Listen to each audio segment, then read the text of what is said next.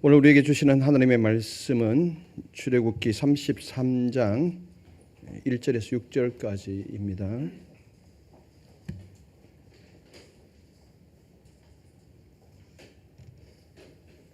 교독하시겠습니다. 여호와께서 모세에게 이르시되 너는 네가 애굽 땅에서 인도하여 낸 백성과 함께 여기를 떠나서 내가 아브라함과 이삭과 야곱에게 맹세하여 네 자손에게 주기로 한 그 땅으로 올라가라. 내가 사자를 너보다 앞서 보내어 가나안 사람과 아모리 사람과 헷 사람과 브리스 사람과 히위 사람과 여부스 사람을 쫓아내고 너희를 적과 꿀이 흐르는 땅에 이르게 하려니와 나는 너희와 함께 올라가지 아니하리니 너희는 목이 곧은 백성인즉 내가 길에서 너희를 진멸할까 염려함이니라 하시니 백성이 이 준엄한 말씀을 듣고 슬퍼하여 한 사람도 자기의 몸을 단장하지 아니하니 여호와께서 모세에게 이르시기를 이스라엘 자손에게 이르라 너희는 목이 곧은 백성인즉 내가 한순간이라도 너희 가운데에 이르면 너희를 진멸하리니 너희는 장신구를 떼어내라 그리하면 내가 너희에게 어떻게 할 것인지 정하겠노라 하셨음이라. 이스라엘 자손이 호렙산에부터 그들의 장신구를 떼어내리라. 아멘. 복된 주일 하나님께 예배드리러 귀한 자리에 오신 판교성전과 강남성전 그리고 삶의 각 처소에서 온라인으로 함께하고 계신 성도님들을 환영하고 축복합니다. 오늘도 예배 가운데 임재하실 하나님을 꼭 만날 수 있었으면 좋겠습니다. 우리 앞뒤 좌우 인사 한번 나누실까요? 반갑습니다. 잘 오셨습니다.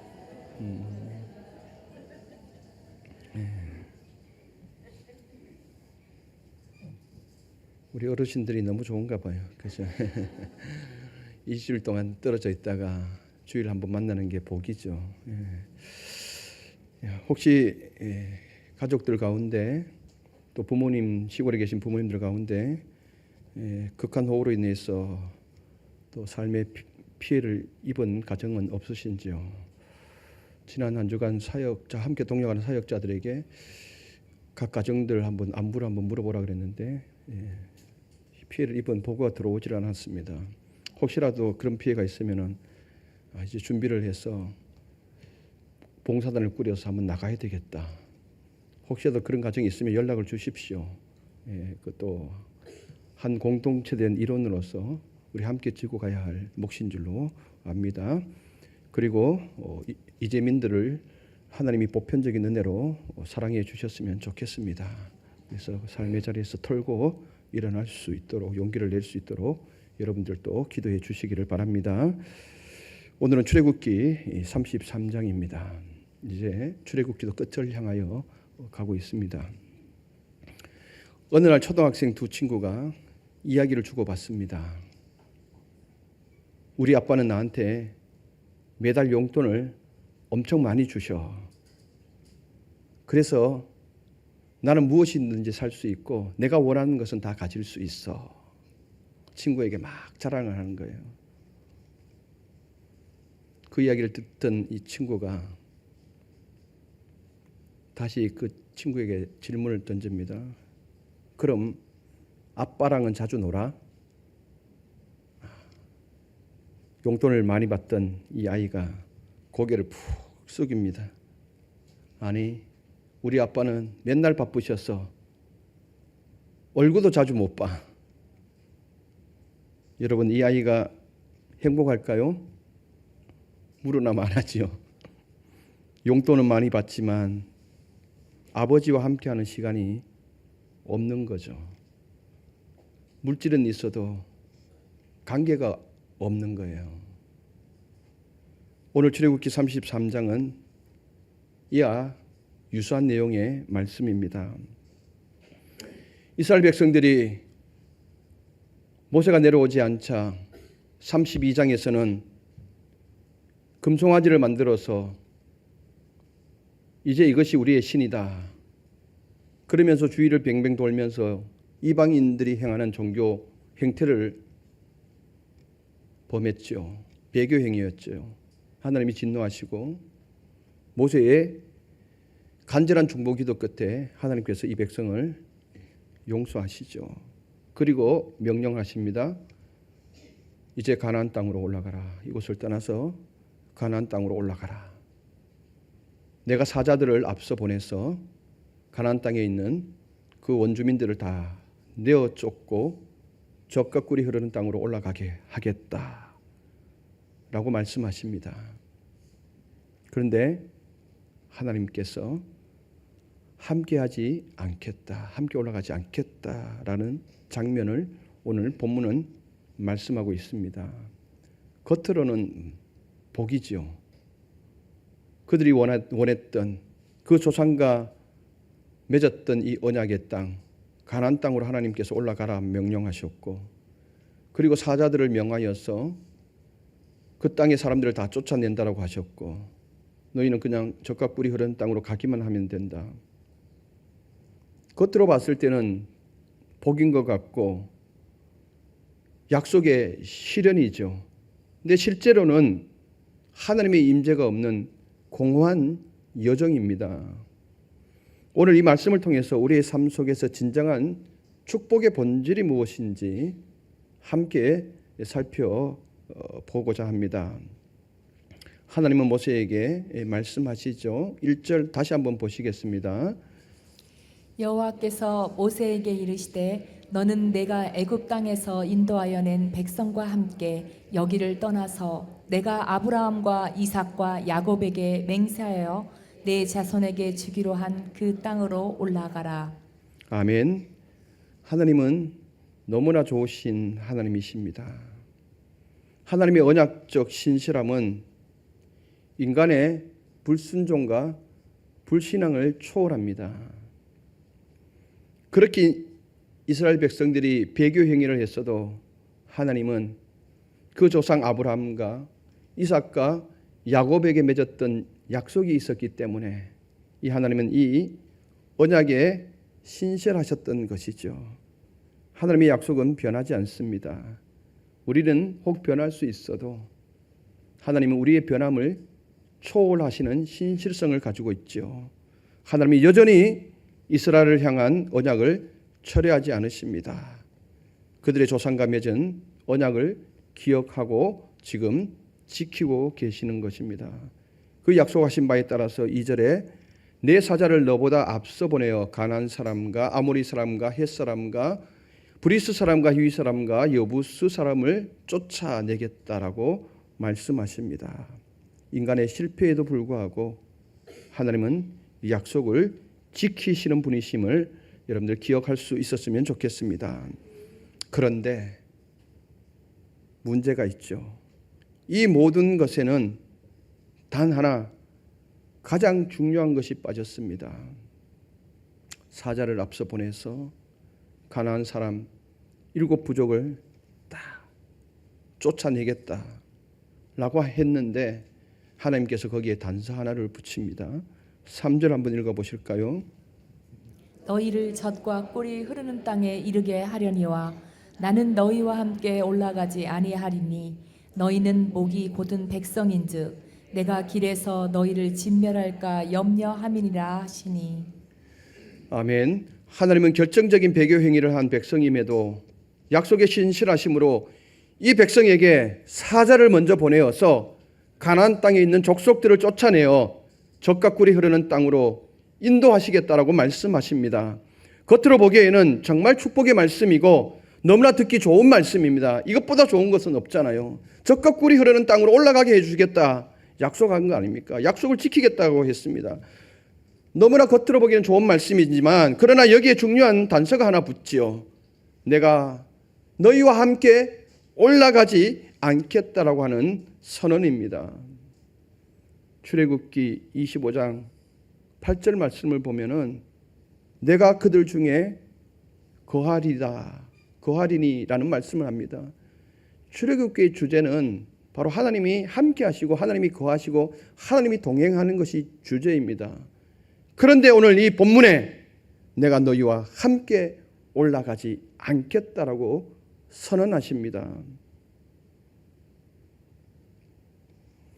물질의 풍요와 성공, 보호가 있더라도 하나님이 함께 하시지 않으면은 그것은 공허한 껍데기에 불과합니다.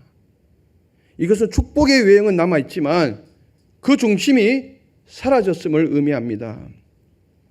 여러분, 우리가 아무리 좋은 집에 살아도, 좋은 음식을 먹고 좋은 의복을 입고 그 집에 산다 할지라도 하나님이 함께 하시지 않는다면 그 집은 기능적인 역할만 하는 휴식 공간일 뿐입니다.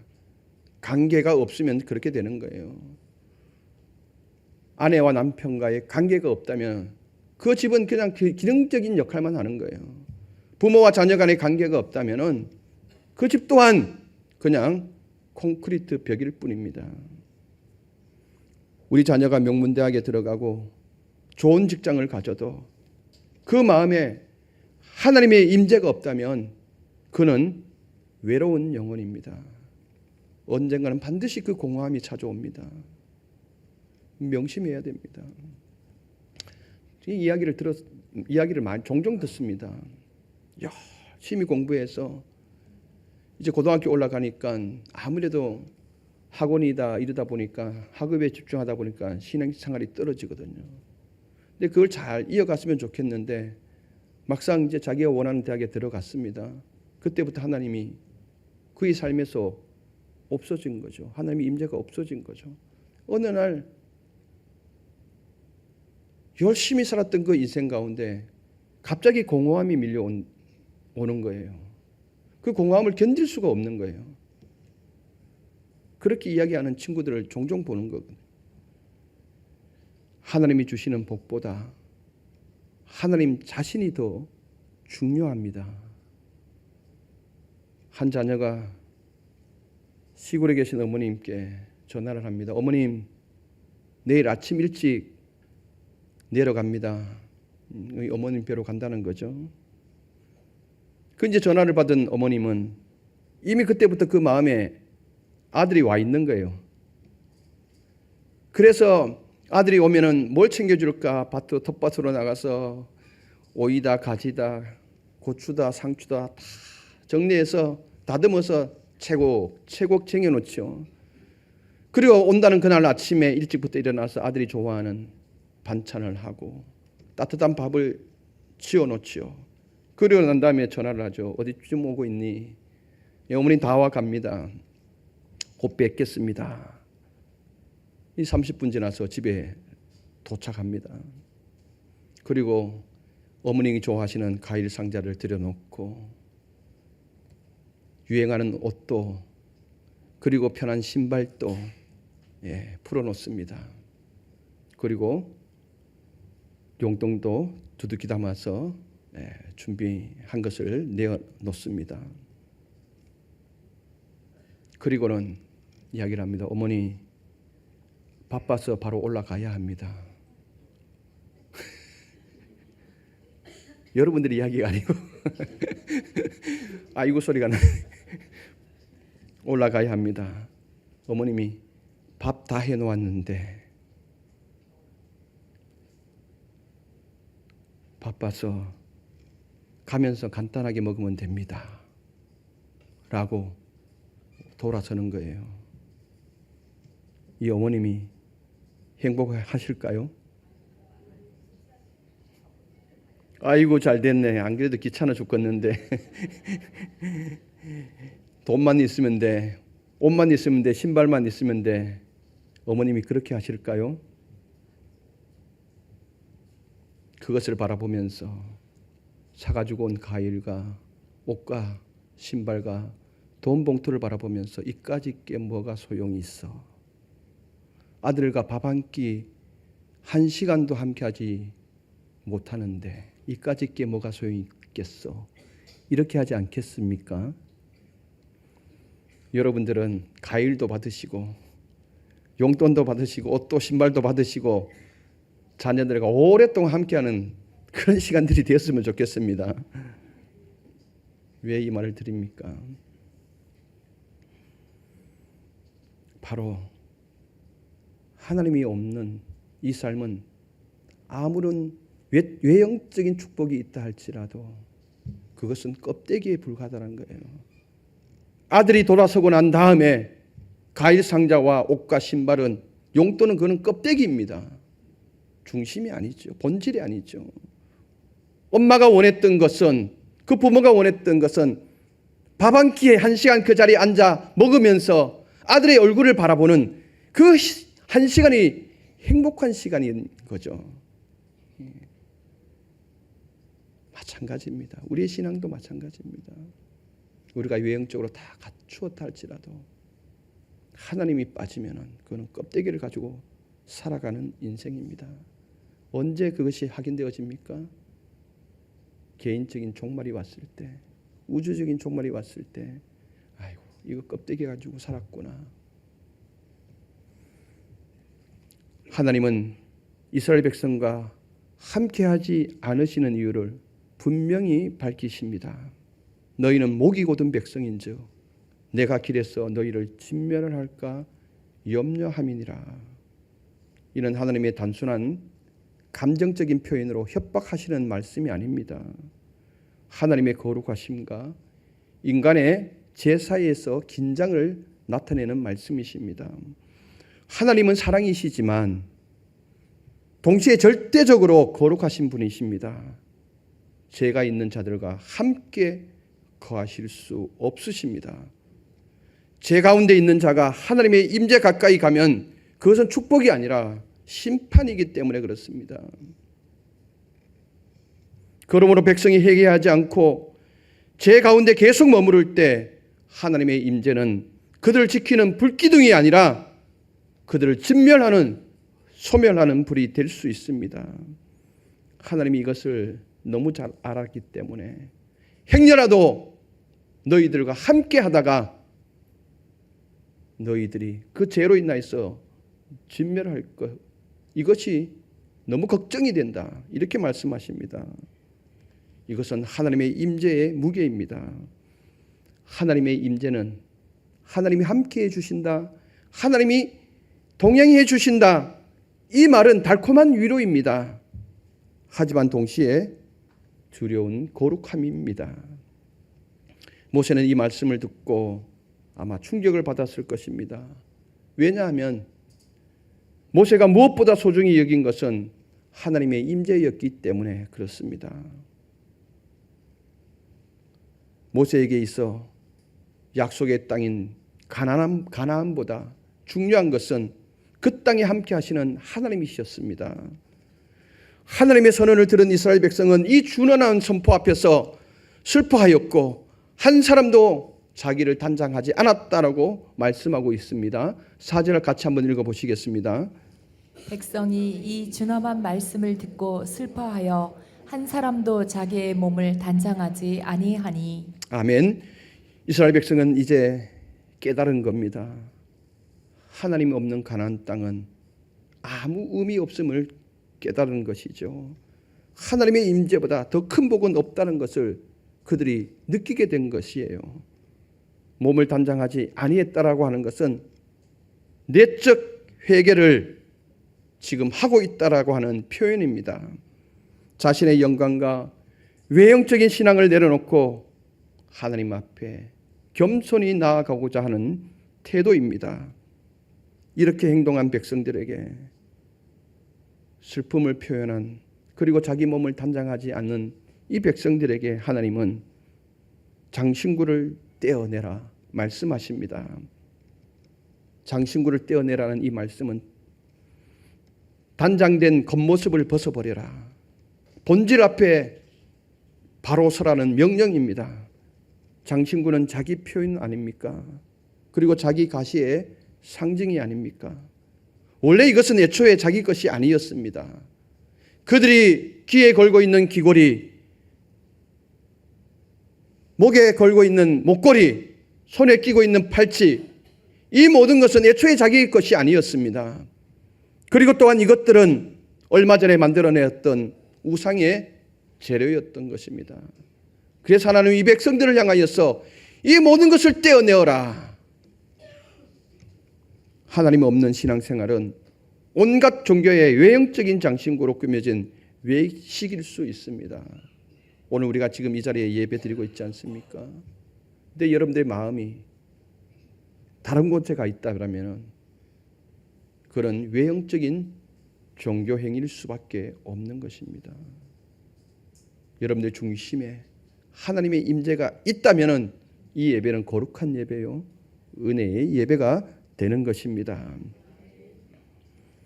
그러나 하나님의 임재는 우리에게 장신구를 떼고 참된 원래의 모습, 가식을 버리고 순수한 마음으로 나아오라는 초청을 이스라엘 백성들에게 하고 있습니다. 이에 이스라엘 백성들은 하나님의 말씀에 지체 없이 반응을 하게 되죠. 6절을 같이 한번 읽어보시겠습니다.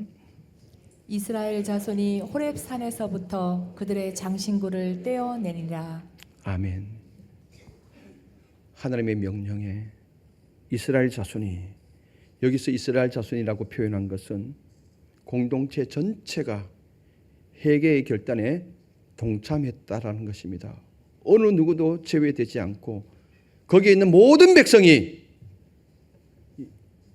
회개의 결단에 참여했다라는 것입니다. 그리고 호렙산은 회개의 결단이 실제적 행동으로 나타난 구체적인 지점이라는 것을 강조하기 위해서 호렙산이라는 명칭을 사용하고 있습니다. 그리고 이 호렙산은 하나님과 언약을 맺었던 거룩한 자리이기도 합니다. 이제 여기서부터 새로운 출발을 해야 된다라고 하는 하나님의 요청입니다. 이스라엘 백성들은 너나 할 것 없이 모두가 자발적으로 자신에게서 거추장스러운 자기 영광의 상징인 장신구를 떼어내었습니다. 이스라엘 백성들은 스스로 단장하지 않고 자신을 하나님 앞에서 낮추었습니다. 이것은 삶의 방향을 바꾸는 결단입니다. 하나님이 없이 가는 길을 중단한 것입니다. 사자를 보내어 가나안 땅에 있는 족속들을 몰아내길 테니까 너희들은 올라가라. 그러나 나는 너희와 함께 하지 않겠다. 이 말씀에 충격을 받았고 백성들은 슬프게 반응하면서 자기 몸을 낮추었습니다. 그리고 하나님의 명령이 주어지죠. 장신구를 떼어내라. 그 명령에 온 백성들이 순종하게 되어집니다. 그들은 하나님이 없는 동행, 하나님이 없는 가나안 땅은 아무 의미 없다라는 것을 깨닫게 된 거죠. 그래서 그 시점에서 다시 하나님께로 돌아서는 표식으로 장신구를 떼어냈던 것입니다. 이제는 내 마음대로 살지 않겠습니다라고 하는 선언입니다.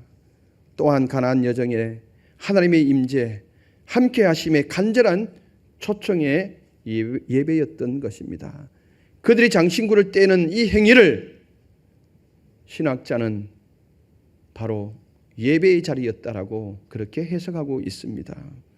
사랑하는 성도 여러분, 출애굽기 33장은 우리에게 이렇게 묻습니다. 당신은 약속의 땅을 원하십니까? 아니면 그 땅에 함께 하시는 하나님을 원하십니까? 여기에 저와 여러분들이 답을 할 수 있어야 합니다. 하나님도 원하고 그 땅도 원합니다. 욕심 좀 가지시기를 바랍니다. 하나님도 필요하고 하나님이 주시는 복도 필요합니다. 이 모두를 가지시는 여러분들 되었으면 좋겠습니다. 하나님의 축복보다 더 소중한 것은 하나님 자신입니다. 아무리 풍요로운 가나안 땅일지라도 하나님의 임재 없는 그 땅은 약속의 땅이 될 수 없습니다. 하나님이 함께 올라가지 않는 그 땅은 하나님이 약속한 땅이 될 수 없습니다. 험악한 강야일지라도 그곳에 하나님의 임재해 계시면 그 자리는 복된 자리가 되는 것입니다. 창세기 28장에 보면은 야곱의 이야기가 나옵니다. 유명한 이야기죠. 형 에서의 장자권을 가로채죠. 그리고 형 에서가 이제 아버지가 죽을 날이 되니까 이제 장자권을 가로챈 이 동생 야곱을 죽이리라 마음을 먹습니다. 이것을 알아챈 어머니가 야곱을 피신시키죠. 하란에 있는 삼촌 라반의 집으로, 친정집으로 피신을 시킵니다. 한급하게 어머니가 싸준 개나리 보침 하나 둘러매고 종종 걸음으로 황급히 그 집을 빠져나옵니다. 얼마나 달려갔든지 해가 어스름하게 집니다. 피곤해 지쳐서 야곱이 돌을 하나 가져다가 베개를 삼고 하늘을 입을 삼아 처량하게 잠이 듭니다. 그때 꿈을 꾸게 되죠. 사닥다리가 저 끝에 하늘로 연결되어져 있는데 왔다 갔다 하는 거예요. 그 끝에 하나님께서 서서 야곱에게 말씀해 주시죠. 내가 이 땅을 너희에게 주겠다. 너희 조상과 약속했던 이 땅을 너희에게 주겠다. 그리고 너가 여기 돌아오기까지 내가 너와 함께 하겠다. 꿈에서 확 깹니다. 그리고 야곱이 고백한 고백이 뭡니까? 하나님께서 과연 여기 계시거늘 내가 알지 못했다. 야곱은 아버지 집을 빠져나오면서 하나님은 거기만 계신 줄 알았거든요. 그런데 줄곧 거기까지 하나님이 임재해 주셨고 동행해 주셨거든요. 다시 한번 그 자리에 깨닫게 하시는 거거든요. 그 다음부터 야곱은 두렵지가 않았던 거예요. 하나님이 동행해 주신다는데, 하나님이 가는 곳마다 임재해 주신다는데, 그래서 그곳 이름을 이제 이곳은 쓸쓸한 곳이 아니고 두려움의 장소가 아니고 하나님의 집이라고 하는, 하나님이 함께해 주신다는 표식으로 베델이라고 지었던 것 아닙니까? 여러분, 하나님의 축복의 손을 붙들기 전에 하나님의 얼굴을 먼저 구하는 믿음 되기를 축복합니다. 매일매일 삶 속에서 하나님의 임재를 구할 수 있기를 바랍니다. 외형적인 물질적인 복이 아니라 하나님이 내 인생에 동행해 주신다면 그것보다 힘이 되는 것은 없습니다. 이것을 여러분들이 구하면서 하루하루를 살아갈 수 있기를 바랍니다. 그러면은 하나님께서 너희는 먼저 그의 나라 그의 의를 구하라. 그리하면 이 모든 것을 더하시리라. 하나님께서 채워주시는 역사를 경험케 될 것입니다. 기도하겠습니다. 전능하신 하나님 아버지, 감사합니다. 하나님 아버지, 우리가 지금껏 믿음 생활을 하면서 하나님께 예배를 드리면서 우리의 삶을 다시 한번 돌아볼 수 있게 하여 주시옵소서. 출애굽기 33장이 던지는 질문이 있습니다. 너는 가나안 땅을 원하고 있니? 아니면 너와 함께하고 있는 하나님을 원하고 있니? 이 질문 앞에서 머뭇거리지 말고 하나님이십니다 라고 고백할 수 있게 하여 주시옵소서.